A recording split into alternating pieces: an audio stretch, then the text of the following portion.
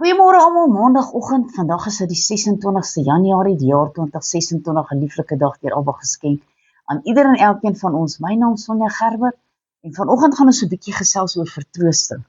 Christene se vertroosting lê in die Here wat hulle dien. Ons gaan skuil by hom wanneer ons hartseer is, en dan laat hy ons nie as weeskinders agter nie. Hy stuur vir ons sy gees as vertroosting en bemoediging.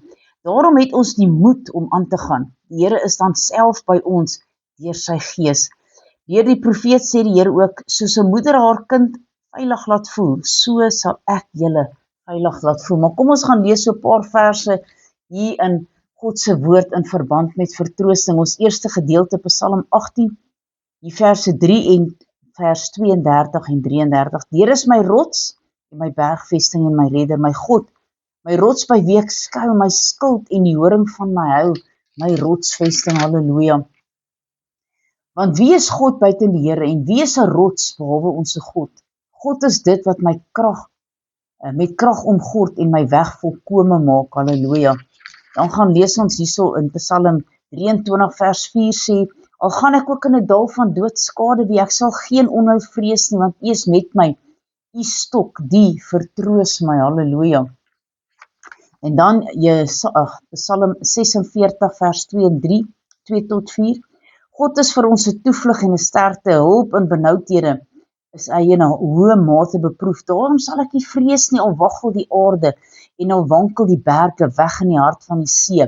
Laat sy waters bruis, laat hulle skuim, laat die berge bewe deur sy onstuimigheid. Sela, die Here is altyd daar vir ons. Jesaja 66 verse 13, soos iemand wat deur sy moeder getroos word, so sal ek julle troos, en julle sal in Jerusalem getroos word, halleluja.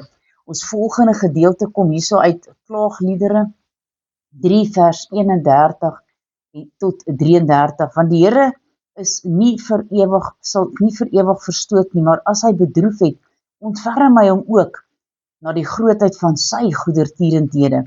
Want nie van harte verdruk of bedroef hy die mensekinders nie, halleluja.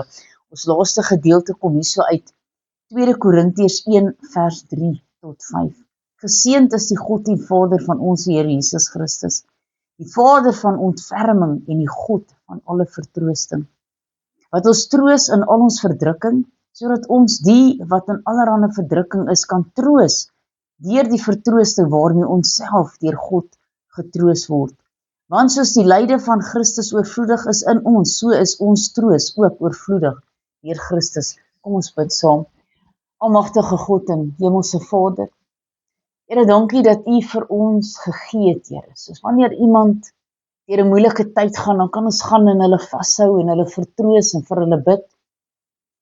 Here, en hulle net opdra aan U. Here, U is die enigste troos wat ons het.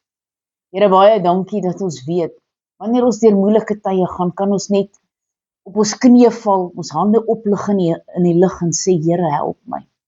En U kom en U vertroos en U tel ons weer op. Here, want U is 'n sterke God. Al is ons as mens partykeer swak, bly U 'n sterke God.